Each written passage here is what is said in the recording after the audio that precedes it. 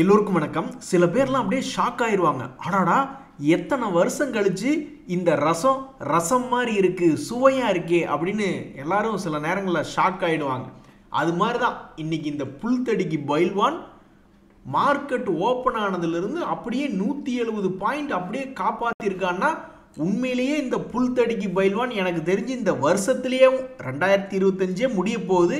But இப்போதான் இவன் இந்த மாதிரி ஒரு ஸ்ட்ராங்கான ஒரு இடத்துல நின்றுருக்கான் அப்படின்ற மாதிரியான ஒரு தகவல் இன்னைக்கு. ஸோ இன்னைக்கு மார்க்கெட்டில் மிக முக்கியமான விஷயம் என்னென்னா, நம்மளுடைய நிஃப்டி ரொம்பவுமே ஸ்ட்ராங்காக ஓப்பன் ஆனதுலேருந்து பாசிட்டிவாகவே ரொம்ப நேரமாக இருந்து கடைசியில் 170 ஒரு பாயிண்ட் இன்னைக்கு ப்ளஸில் க்ளோஸ் ஆயிருக்குன்னா மார்க்கெட்டில் ஏதோ ஒரு மாற்றம் அப்படின்றது வந்துருச்சா? புல்தடிக்கு பைல்வான், அந்த புல்தடிக்கு மட்டும் எடுத்துருங்க, நான் இனிமேல் பைல்வான் அப்படின்ற மாதிரி இது ஏதாவது சொல்ல போகுதா அப்படின்றது தெரில. But it's a very rare day today. நண்பர்களே, ஆர்டர் கிடைச்சிருக்கு அப்படின்ற ஆர்டர் ரிலேட்டடான செய்திகள்னால இன்னைக்கு ரெண்டு மிக முக்கியமான பங்குகள். ஒன்று, இந்த எல்டிஐ மைண்ட்ரி அவங்க என்ன சொல்கிறாங்க அப்படின்னு பார்த்தீங்கன்னா, ஒரு மிகப்பெரிய ஒரு தகவலை சொல்கிறாங்க. கிட்டத்தட்ட 100 மில்லியன் அமெரிக்க டாலர் ஒர்த்தான ஒரு டீலுங்க. Major global manufacturers of chemicals and polymers அவங்ககிட்ட எங்களுக்கு இந்த ஆர்டர் கிடைச்சிருக்கு அப்படின்னு எல்டிஐ மைண்ட்ரி ஒரு மிக முக்கியமான தகவல் இன்னைக்கு வெளியிட்டிருக்காங்க. இந்த ஆர்டர் வந்து யூஎஸ் பேஸ்ட் அப்படின்றதுனால ஒரு நல்ல பெருமையான விஷயம். இந்த விஷயம் மட்டும் ட்ரம்ப் அவர்களுக்கு எவ்வளவு செலவானாலும் பரவாயில்ல, அவர் கண்ணில் பற்றக்கூடாது அப்படின்றதான் பல பேர்த்தினுடைய எண்ணமாக இருக்குது. ஸோ இந்த வருஷத்துலேயே மிக முக்கியமான இடத்துல இருக்குது. ஒரு வருஷ பீரியடில் பார்த்தீங்கன்னா 10 பைசாக்கு பிரயோஜனம் என்பது இருக்குது. அது எல்டிஐ மைண்ட்ரியில் போன வருஷம் இந்நேரத்துக்கும் இந்த வருஷம் இந்நேரத்துக்கும் ஒரே வேலையில தான் ட்ரேட் ஆகிட்டு இருக்கு. ஆனால் நீங்கள் முக்கியமாக கவனிக்க வேண்டியது என்னென்னா, மிகப்பெரிய கடும் வீழ்ச்சியிலிருந்து ஒரு மீண்டு வந்த பாகுபலி மாதிரி தான் இந்த எல்டிஐ மைண்ட்ரி அப்படின்றது ட்ரேட் ஆகிட்டு இருக்கு. இந்த பங்கினுடைய உச்சம் என்பது மிக முக்கியமான அளவில் 7000 ரூபாய்கள் அளவுலாம் இருக்குது. 6000 to 7000 ரூபாய்கள் இருக்குது. அந்த இடத்தை தாண்டறக்கு ஏற்கனவே 2-3 வரை முயற்சி பண்ணியிருக்கு. பட் இப்போ தான் டெக்னாலஜி ஸ்டாக்ஸில் பெருசாக கடந்த 2 வருடங்களில் ஒன்றும் பெருசாக அமெரிக்காவில் இருக்கக்கூடிய டெக்னாலஜி ஸ்டாக்ஸ் எல்லாம் பறக்கிறானுங்க. ஆனால் நம்ம ஊரில் பெருசாக ஒன்றும் மூவ்மெண்ட் இல்லாமல் இருக்கிறதுனால தான் கீழே இருந்து சாதிக்கிறானுங்களே ஒழிஞ்சு மேல் நோக்கி புதிய உச்சம் போகல. ஸோ எது எப்படியோ இந்த எல்டிஐ மைண்ட்ரி மிக முக்கியமான ஆல்மோஸ்ட் ஒரு 2000 ரூபாய் ஒரு ஷேருக்கு 2000 ரூபாய் மேலே ஏறி இருக்கு இந்த வருஷத்தில் மட்டும் லோ ரேட்ல இருந்து. அப்போ இன்னொரு 2000 ரூபாய் ஏற போகிறானா அல்லது ஏறி வந்த 2000-ஐ விட்டு கொடுத்துட்டு கீழே போக போறானா அப்படின்றது தெரியல. பட் மிக முக்கியமான இடத்துல இருக்கக்கூடிய இந்த ஷேர் பிரைஸில் மிக முக்கியமான மேஜர் ஒரு ஆர்டர் கிடைச்சிருக்கு அப்படின்ற ஒரு தகவல் வந்திருக்கு. இந்த காராரோன்னு கேள்விப்படுறப்போலாம் எனக்கு ஆரீராரோ தூங்கு கண்ணே அப்படின்ற மாதிரியே எனக்கு ஞாபகம் வருது. ஸோ இந்த காராரோ இந்தியா அப்படின்ற பங்கு ஒரு வருஷத்தில் சாதிச்சது என்ன அப்படின்னு பார்த்தீங்கன்னா, லிஸ்டிங் ஆனதுலேருந்து 23% இறங்கித்தான் இருக்கு. அதாவது டிசம்பர் 30, 2024 704 ரூபாய் இதனுடைய ஐபிஓ பிரைஸ். அந்த ஐபிஓ பிரைஸை விடவும் மிகவும் கீழே இறங்கி ஒரு கும்பாக்குட்டியாகத்தான் இந்த காராரோ என்ற பங்கு 489 ரூபாயில ட்ரேட் ஆகிட்டு இருக்கு. ஸோ இந்த பங்கும் சும்மா இல்லை. இவனுடைய வாழ்க்கை வரலாற்றில் தம்பி நீங்கள் 2025 என்ன சாதிச்சிங்க அப்படின்னா, நான் பெருசாக கீழே விழுந்திருக்கேன், பட் அதை ஒரு ஓரமாக வச்சிருங்க. அதை பற்றி நீங்கள் ஏன் பேசுகிறீங்க? கீழே இருந்து பாருங்க, 250 to 500ன்னு ஆல்மோஸ்ட் கீழிருந்து ஒரு 70-80% ஏறி வந்ததான் இந்த வருஷத்தில் நான் செஞ்ச ஒரு சாதனை அப்படின்றத இந்த காராரோ இந்தியாவில் ஷேர்னுடைய ப்ரைஸ் வைஸ்.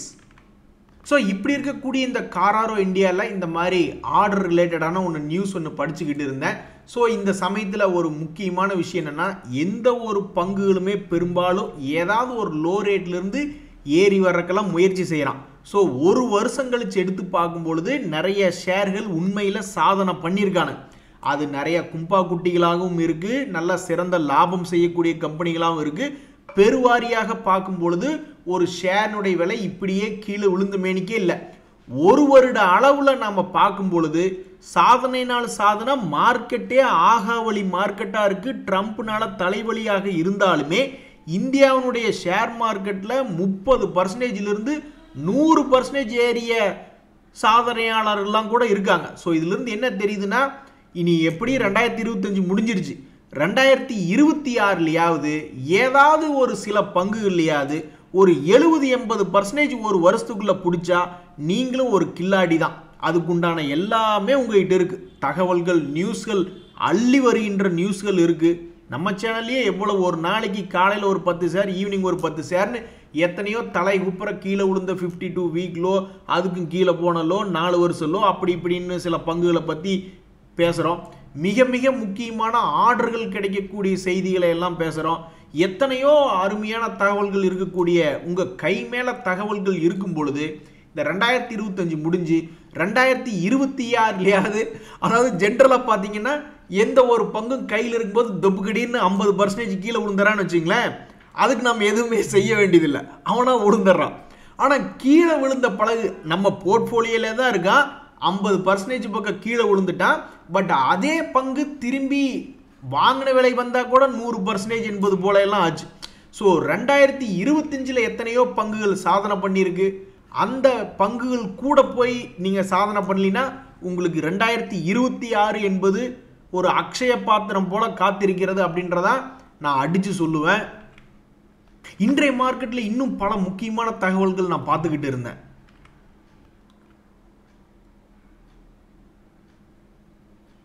நீங்கள் யார் சார் இவ்வளவு நாள் நியூஸ்லேயே வரலையே அப்படின்ற மாதிரி நிஃப்டி 50 இண்டெக்ஸில் டாப் கெய்னராக இருக்கக்கூடிய இந்த கிரேசிம் இண்டஸ்ட்ரீஸை போய் எடுத்து பார்த்தா யாரை பார்த்து என்னையா வார்த்தை சொன்னேன், இங்கே பார் நான் வந்து லைஃப் ஹை என்ன இருந்தனோ அதிலிருந்து கீழே இறங்கி கிடந்தேன், எல்லா நாள்லையும் நியூஸ் வரணும்னு அவசியம் இல்லை, ஆனால் வர வேண்டிய நாளில் கரெக்டாக வந்தேன் பார்த்தியா அப்படின்ற மாதிரி இன்னைக்கு டாப் கெய்னராக இருக்குது இந்த கிரேசிம் இண்டஸ்ட்ரீஸ். கடைசியில் போய் அதை எடுத்து பார்த்தோம்னா போன வருஷத்துலேருந்து எவ்வளவு இழந்ததோ அத்தனை இழப்பையும் சரி கட்டி இன்னைக்கு அதனுடைய லைஃப் ஹை பக்கத்தில் வந்து ட்ரேட் ஆகிட்டு இருக்கு. ஸோ இன்னைக்கு நிஃப்டி 50 இண்டெக்ஸில் ஒரு சாம்பியன் அப்படின்னு பார்த்தீங்கன்னா இந்த கிரேசிம் இண்டஸ்ட்ரீஸ் தான். இந்த ஷேர்லாம் யாரெல்லாம் வச்சுருக்கீங்களோ அவங்களுக்கெல்லாம் என்ன ஒரு சந்தோஷம் பார்த்தீங்களா, கிட்டத்தட்ட 6-8 மாதம் கழித்து உங்களுடைய பழைய ரேட் என்பது வந்து சேர்ந்துருக்கு. அதே மாதிரி தான் இன்னைக்கு நிஃப்டி நெக்ஸ்ட் 50 இண்டெக்ஸில் போய் பார்த்தீங்கன்னா இந்த பிபிசிஎல் ஷேர் பார்த்தீங்கன்னு வச்சுங்களேன், எப்படி ஒரு அழகான பையனுக்கு போட்டி போட்டு வந்து எப்படியும் கல்யாணம் பண்ணிக்குவாங்க அப்படின்ற மாதிரி ஒரு காலத்தில் இதுவும் கீழே விழுந்து கிடந்த பங்கு தான். அப்போ டிவிடெண்ட் அதிகமாக கொடுக்கக்கூடிய பங்குகளை இது ஒன்று. சரி கொடுத்தா டிவிடெண்ட் கொடுக்கட்டும், இல்லை அந்த ஷேர்னுடைய விலையாவது ஏறட்டும் அப்படின்ற கோணத்தில் ஏதாவது ஒரு ஸ்மார்ட் மணி கான்செப்டில் அந்த பங்கு வந்து 2024 ஆரம்பகட்ட விலைக்கே வந்து விழுந்துடுச்சு அப்படின்ற மாதிரி ஒரு ஸ்மார்ட் மணி கான்செப்டில் யாராவது எடுத்திருந்தாங்கன்னா கூட ஒரு ரவுண்ட் என்பது சம்பாதிச்சு கொடுத்துட்டு 2வது ரவுண்டுக்கும் போயிருக்கான். ஸோ இன்னைக்கு அது பிபிசிஎல் டாப் கெய்னர் லிஸ்ட்டில் எடுத்து நம்ம நியூஸ் படித்து பார்க்கும் பொழுது அவன் செய்த சாதனை, அவனும் தான் இழந்ததை மீட்டெடுத்திருக்கான். பார்த்தீங்களா நண்பர்களே, மார்க்கெட் மேலே வரையில் பெருவாரியான முன்னிலையில் இருக்கக்கூடிய நிஃப்டி 50 இண்டெக்ஸில் இருக்கக்கூடிய பங்குகள், நிஃப்டி நெக்ஸ்ட் 50 இண்டெக்ஸில் இருக்கக்கூடியவங்க ஒவ்வொருத்தராக தன் இழந்த ஹையை மீட்டுக்கிட்டு வரான். இன்னும் பாக்கி யார் அப்படின்னு பார்த்தீங்கன்னா இந்த டாடா மோட்ரு, இது மாதிரி இன்னும் ஒரு சில பேர், அப்புறம் இந்த எல்ஐசிஐ ரிலேட்டடான பங்கு, அது மாதிரி நிறையா பங்குகள் ஒவ்வொருத்தனா அப்படியே பின்னாடியே கொடை பிடிச்சாப்புல வந்துட்டானுங்கன்னா எல்லாத்துக்கும் சந்தோஷம்தான். ஸோ இன்னைக்கு மார்க்கெட்டில் மிக முக்கியமான செய்தி, இந்த கிரேசிம் இண்டஸ்ட்ரீஸ், பிபிசிஎல் ஷேர் இதெல்லாம் இண்டெக்ஸ் லீடராக இருக்கக்கூடிய ஆட்கள் இன்னைக்கு டாப் கெய்னராகவும் வந்திருக்கான். அதுதான் முக்கியமான செய்தி. மற்றபடி மைக்ரோ கேப்பில் கூட ஒன்றும் பெருசாக சந்தோஷம் இல்லைங்க. இன்னைக்கு நிஃப்டி தாங்க 200 பாயிண்ட் ஏற்றிருக்காங்க. மற்றபடி நீங்கள் போயிட்டு ஸ்மால் கேப் கூட பரவாயில்ல, சில பேர்லாம் 8% ஏறிய பங்குகள்லாம் இருக்கான். பட் மைக்ரோ கேப்லாம் வந்து எந்த பங்குகளுமே பெருசாக 10-20% ஏறல. அப்படின்னு என்ன, இன்னும் மார்க்கெட்டில் வந்து ஒரு நெருப்பு மாதிரி இன்னும் பத்திக்கல. இந்த 200 பாயிண்ட் ஏறினது வெறும் நிஃப்டிக்காக ஏறி இருக்கு, இந்த ட்ரம்ப்புக்கு சைனாக்காக ஏறி இருக்கே ஒழிஞ்சு மொத்தமாக மார்க்கெட் டெப்த்தில் ஒன்றும் இல்லை அப்படின்ற மாதிரி தான் அர்த்தம். அதே மாதிரி இறங்கிய ஷேர்களில் மனசு வலிக்கிற மாதிரி இறங்கிய பங்குகள் பெரிய ஆளுங்க யாருமே இல்லை. பெரிய ஆளுகளை இன்னைக்கு ஸ்ட்ராங்காக இருந்திருக்கானு. ஆனால் இந்த மைக்ரோ கேப் இண்டெக்ஸில் தானின்னு ஒரு பங்கு, தானி சர்வீசஸ்னு ஒரு பங்கு, இவன் வந்து ஏற்கனவே ஒரு கும்பா குட்டியாக தான் வாழ்ந்துக்கிட்டு இருந்தான். இன்னைக்கு ஒரு 9% என்பது இறங்கி மிகப்பெரிய ஒரு கும்பா குட்டியாக மாறி இன்னைக்கு ஆல்மோஸ்ட் 52 வீக் லோவில் ட்ரேட் ஆகிட்டு இருக்கான். இந்த பங்கு செஞ்ச வேலை என்ன அப்படின்னு பார்த்தீங்கன்னா, இது வந்து ஒரே ஒரு ரவுண்டு தான் கணக்கு. இதில் சும்மா அப்படி போட்ட மாதிரி இருந்தாலும் பாயிண்ட் டு பாயிண்ட் அப்படின்னு கணக்கு போட்டால் இது வரைக்கும் ஒரே ஒரு ரவுண்டு தான் இந்த வருஷத்தில் பண்ணியிருக்கு. பண்ணிட்டு ரவுண்டு முடிச்சுட்டு மேலேயே இருந்திருந்தால் பரவாயில்ல, ஆனால் ஒரு ரவுண்டை முடிச்சுட்டு போய் அடிவாரத்தில் வந்து உட்காந்துக்கிட்டுச்சு. ஸோ மைக்ரோ கேப் கம்பெனிஸ் எல்லாம் ரொம்பவுமே பயங்கரமான ஒரு கம்பெனிஸ், என்னைக்கு வேணாலும் கும்பா குட்டியாக மாறி கீழே வந்துருவான் அப்படின்றதுக்கு இந்த தானி சர்வீசஸ் என்பது ஒரு எக்ஸாம்பிள். நீ அடுத்தது எப்போ என்னைக்கு பண்ணுவான் அப்படின்றது ஒன்றும் தெரில. நண்பர்களே, ஏதோ ஒரு விஷயம் நடக்குது. அதாவது நிஃப்டி 50 இண்டெக்ஸில் இன்னைக்கு அதிகமாக வேல்யூ நடந்த ஷேர்ஸ் அப்படின்றதுல இந்த இன்ஃபோசிஸ் இருக்குது, ஐசிசி பேங்க் இருக்குது. ஆனால் பேங்க் ஸ்டாக்ஸு நிறைய மேலே தான் இருக்கான். அதில் வந்து அதிகமாக வேல்யூக்கு டிரான்சாக்ஷன் நடக்குதுன்னா அது ப்ராஃபிட் புக்கிங் பண்ணுறாங்களா அல்லது நியூ பையிங் வர்றாங்களா அப்படின்றது ரெண்டாவது கட்டம். ஆனால் கீழே அடிவாரத்தில் இருக்க கம்பெனிகளில் எதுக்கு இன்னைக்கு ஹை வேல்யூ டிரான்சாக்ஷன்ஸ் நடக்குது அப்படின்றது ஒரு முக்கியமான கேள்வி. ஸோ இந்த இன்ஃபோசிஸ் அப்படின்ற பங்கு என்றைக்குமே ஷேர் மார்க்கெட்டில் ஏறினதுக்கு அப்புறம் தான் சில விஷயங்கள் தெரியும், இறங்கினதுக்கு அப்புறம் தான் தெரியும். இந்த இன்ஃபோசிஸை பொறுத்த வரைக்கும் நம்மளுக்கு என்ன தெரியுது அப்படின்னா தற்போதைக்கு அதனுடைய உச்சத்திலிருந்து இறங்கியிருக்கு அப்படின்றது தெரியும். இதுக்கப்புறம் இன்னும் தொடர்ந்து இறங்கினா அப்படின்றது சில காலம் எடுத்து பார்த்து சார்ட்ல இருந்தால் தான் தெரியும். அல்லது இங்கிருந்து ரெக்கவரி ஆனானா அப்படின்றதும் சார்ட்டில் சில நாள் கழித்து எப்படி ரெக்கார்ட் ஆகிருக்கோ அதை வச்சு தான் தெரியும். ஸோ அப்போ இந்த இன்ஃபோசிஸ் அப்படின்ற பங்கு ஏன் இந்த லோ ரேட்டில் இன்றைக்கி அதிகமாக ட்ரேட் வேல்யூ நடந்திருக்கு? ஸோ மொத்தமாக இந்த ஒரு வருஷ பீரியடில் பார்க்கல இதனுடைய டிரான்சாக்ஷன்ஸ் எல்லாமே வந்து வால்யூம் அப்படின்றது நடக்கிறது எல்லாமே இந்த ஜோனில் தான் நடந்துக்கிட்டு இருக்கு. சில பேர் இது எங்கேங்க ஏறுதுன்னு சொல்லி விற்றுக்கிட்டு போகிறாங்களா, அல்லது சில பேர் வந்து இங்கிருந்து ஏறுமோ அப்படின்ற நினச்சி ஒரு வருஷமாக இதே இடத்துலையே வாங்கிக்கிட்டு ஷேரை பார்த்துக்கிட்டே என்னடா நகரவே மாட்டேங்கிற அப்படின்ற மாதிரி பார்த்துக்கிட்டு இருக்காங்களா என்னன்றது தெரியாது. பட் ஒரு அதிகமாக ஒரு இடத்துல வால்யூம் நடக்குதுன்னா அப்போ அந்த இடத்துல வந்து ஸ்லோவாக தான் இருக்கும். இதே வால்யூம் கம்மியாக நடக்குதுன்னா கொஞ்சம் வால்டிலிட்டி ஜாஸ்தியாக இருக்கும். அதே வால்யூம் நிறைய நடக்குதுன்னா இன்ஸ்டிடியூஷனல் பெரிய ஆளுங்க அந்த இடத்துல டீல் பண்ணிக்கிட்டு இருக்காங்க, அப்போ அந்த இடத்துல கொஞ்சம் ஸ்லோவாக இருக்குது அப்படின்ற மாதிரி அர்த்தம். அதுக்குன்னு ஒரு வருஷமாவாயா ஸ்லோ பண்ணி குறைச்சிருப்பீங்க?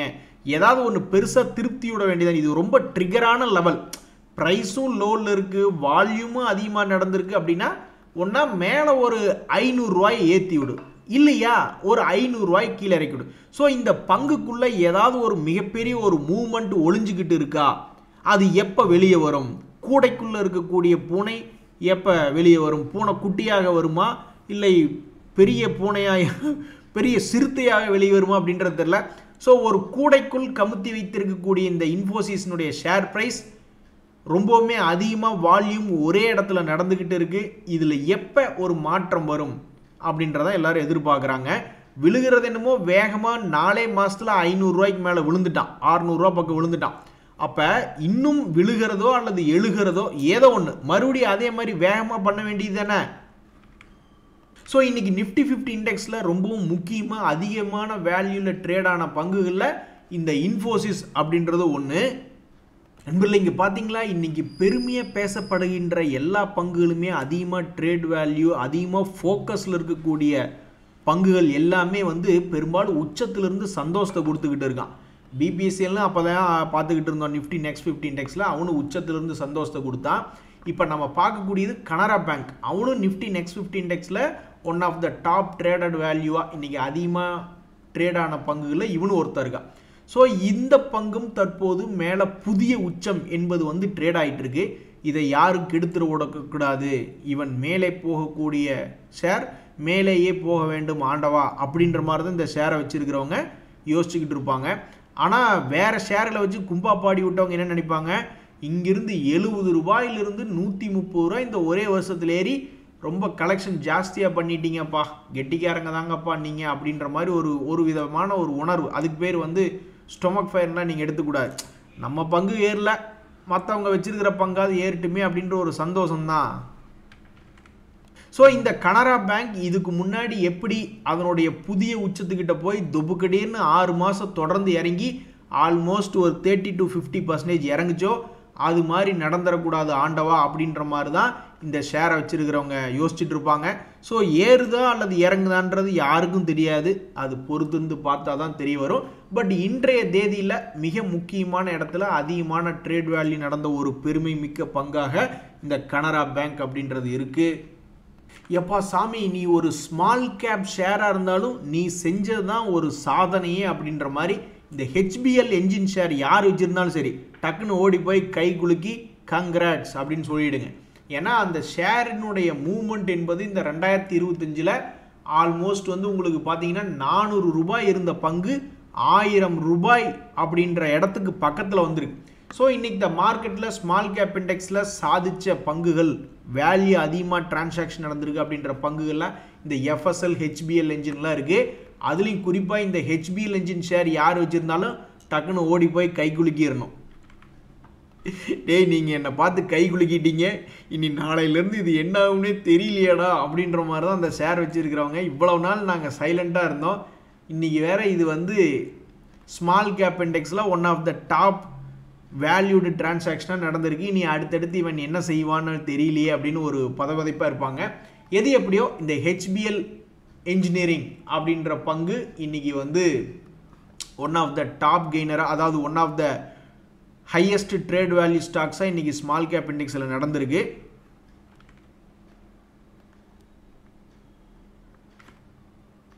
நண்பர்கள், இங்கே பார்த்தீங்களா மைக்ரோ கேப் இண்டெக்ஸில் இந்த உஜ்ஜீவன் ஸ்மால் ஃபினான்ஸ் பேங்க் அப்படின்ற பங்கில் வந்து அவன் நிறைய பேர் நினச்சிக்கிட்டு இருப்பாங்க, ஆத்தா மாரியாத்தா இவன் ஏறதை பார்த்தா எங்கள் போட்ட பணத்தை திருப்பி கொடுத்துருவானாட்டு இருக்குது ஆத்தா அப்படின்ற மாதிரி இப்போ அவன் மனசில் நினச்சிக்கிட்டு இருப்பாங்க. ஏன்னா 25 ரூபாயிலிருந்து அப்படி இப்படி இப்படி இப்படி இப்படி இப்படின்னு ஒரு 6 மாதம் கழித்து பார்க்கும்பொழுது 54 ரூபாய் அப்படின்றது பக்கத்தில் வந்துடுச்சு. கடவுளே, எப்படியா இவன் இன்னும் கொஞ்சம் மேலே வந்தான்னா புண்ணியமாக போகும் அப்படின்றதான் இந்த ஷேரில் மேலே பணத்தை போட்டு லாக் ஆகி 1.5 வருஷமாக உட்காந்துருக்கிறவங்க இருப்பாங்க. இந்த பேங்க் பங்குகளில் சிலது என்ன ஒரு லக்கு பார்த்தீங்களா, நிறைய பேங்க் பங்குகளில் கீழே இறங்கி மறுபடி திரும்பி வந்திருக்கானு. சவுத் இண்டியன் பேங்க்கு, அந்த ஃபெடரல் பேங்க்லாம் பெருசாக இறங்கவே இல்லைன்னு நினைக்கிறேன். கனரா பேங்க்கு, இந்த மாதிரி பேங்க்குகள் அப்படி இப்படின்னு ஒரு மாதிரி நியூஸ் வந்துக்கிட்டே இருந்தது. ஒரு வருடம் கழித்து பார்க்கும்பொழுது நிறைய பங்குகள், நிறைய பேங்க் பங்குகள் தான் இழந்ததை மீட்டெடுத்திருக்கானு பார்த்தீங்களா. அந்த வகையில் இந்த Ujjivan small finance bank micro cap இண்டெக்ஸில் தான் இழந்ததை மீட்டெடுத்திருக்கான். அப்படின்னு என்ன அர்த்தம், 100% ஏறி மீட்டெடுத்திருக்கான். 25 ரூபா வரைக்கும் கீழே போயிட்டு இப்போ 55 ரூபா வந்திருக்குன்னா என்ன அர்த்தம், ஆல்மோஸ்ட் 100% ஏறி தான் இழந்ததை மீட்டெடுத்திருக்கான். அதில் இந்த கிரீவ்ஸ் காட்டன் அப்படின்ற ஒரு பங்கு ஒரு வருடமாகவே அந்த பங்கில் வந்து எந்த விதமான மூவ்மெண்ட்டும் பெருசாக இருந்ததில்லை, இப்போ வரைக்குமே பெருசாக இருந்ததில்லை. இன்றைய தேதியில் இந்த மைக்ரோ கேப் இண்டெக்ஸில் இருக்கக்கூடிய இந்த கிரீவ்ஸ் காட்டன் அப்படின்ற பங்கு பாவம் எத்தனை பேர் வச்சுக்கிட்டு மனசுடைஞ்சு உட்காந்துருக்காங்கன்னு தெரியல. பட் இன்றைய தேதியில் அதில் வந்து ஒரு ஹையஸ்ட் ட்ரேட் வேல்யூ என்பது one of the highest high trade value ஸ்டாக்காக மைக்ரோ கேப் இண்டெக்ஸில் நடந்திருக்கு. இதனால் ஏதாவது ஒரு பிரயோஜனம் வந்ததுன்னா நாங்கள் ஒரு வருஷமாக வெயிட் பண்ணிக்கிட்டு இருக்கோம் தம்பி. இந்த ஷேரை வச்சுருக்கிறவங்க மனசில் நினச்சிட்டு இருப்பாங்க, நீங்கள்லாம் நியூஸ் வரும்போதாயா வாசிக்கிறீங்க, நாங்கள்லாம் இதை ஒரு வருஷமாக வாசிச்சுக்கிட்டு தான் வந்துட்டு இருக்கோம் டெய்லியும், அது எங்களுக்கு இது வரைக்கும் ஒன்றும் உருப்படியாக பண்ணதில்லை, இந்த நியூஸுக்காவது இது ஏதாவது ஒன்று பண்ணட்டும் அப்படின்ற மாதிரி தான் நினச்சிக்கிட்டு இருப்பாங்க. ஸோ கிரீவ்ஸ் காட்டன் அப்படின்ற பங்கு மைக்ரோ கேப் இண்டெக்ஸில் இன்றைக்கி அதிகமான ட்ரேட் வேல்யூ என்பது நடந்த பங்குகளில் அது ஒன்று. எதுக்காக உங்கள் ஷேரில் இப்படி ஒரு பெரிய விஷயம் நடந்திருக்கு அப்படின்னு எக்ஸ்சேஞ்சு கேட்குறாங்க. இந்த உத்கர் ஸ்மால் ஃபினான்ஸ் பேங்க்கில் திடீர்னு இந்த பகுதியில் எதுக்காக உங்களுடைய ஷேரில் வந்து வால்யூம் அதிகமாக நடந்திருக்கு அப்படின்ற மாதிரி கேட்டிருக்காங்க. ஸோ இந்த உத்கர் ஸ்மால் ஃபினான்ஸ் பேங்க்கினுடைய தகவல் என்னென்னு பார்த்தீங்கன்னா, இந்த ஐடியா ஷேர் கூட ஒரு முறை இந்த 2025 2 days மூவிங் ஆவரேஜ் தாண்டிடுச்சு. ஆனால் இந்த உத்கர் ஸ்மால் ஃபினான்ஸ் பேங்க் இது வரைக்கும் 2025 ஒரு முறை கூட 2 days மூவிங் ஆவரேஜ் என்பதை தாண்டவே இல்லை. அப்படின்னு என்ன அர்த்தம், ரொம்ப வீக்காகவே இருந்திருக்கான். ஸோ இந்த முறை இந்த பங்கு என்ன செய்ய போகிறது அப்படின்றத பொறுத்து தான் பார்க்கணும். மறுபடியும் வந்து இவன் அப்படியே 21 ரூபாயிலிருந்து 18 ரூபா வரைக்கும் வந்து விழுந்து மறுபடியும் இன்னொரு ரவுண்டு 22 ரூபா, எப்படி அந்த எஸ் பேங்க் வந்து 18க்கு 22 ரேஞ்சுக்கு ஒரு 2-3 ரவுண்டு போயிட்டு வந்த மாதிரி இந்த உத்கர் ஸ்மால் ஃபினான்ஸ் பேங்க் இது அப்படி போயிட்டு வருமா, அல்லது இங்கிருந்தே இப்படி மேலே வருமா, அல்லது இங்கிருந்தே இப்படி கீழே, யாருக்கும் எதுவும் தெரியாது. பட் எக்ஸ்சேஞ்ச் வந்து கேட்குறாங்க, ஏன்பா எதுக்கு இப்போ உங்களுக்கு வால்யூம் திடீர்னு அதிகமாக நடந்திருக்கு அப்படின்னு ஒரு கேள்வி கேட்டிருக்காங்க. ஸோ மார்க்கெட்டில் ஏதோ ஒரு காரணத்தினால இந்த ஸ்டாக்கில் வந்து திடீர்னு அதிகமான டிரான்சாக்ஷன்ஸ் என்பது நடந்திருக்கு. ஸோ யார் பண்ண புண்ணியமோ தெரியல, நிஃப்டி வந்து மறுபடியும் ஒரு பைல்வானாக திரும்புங்கள் அப்படின்னு யாராவது கோரிக்கை வச்சுட்டாங்களா என்னன்னு தெரியல. புல்தடிக்கு பைல்வானாகவே இருந்து கொண்டிருந்த நிஃப்டி இன்னைக்கு தான் ஒரு முறை ரொம்ப நேரமாக கீழே பெருசாக இறங்காமல் ஒரு மாதிரி அப்படியே ஃப்ளாட்டான மூவ்மெண்ட் இல்லாமல் ட்ரேட் ஆகி கடைசியில் 170 பாயிண்ட் பக்கம் க்ளோஸ் ஆகிருக்கு. இனிமேல் நடப்பது நல்லதாக நடந்ததுன்னா ரொம்ப புண்ணியம்தான். நன்றி, வணக்கம்.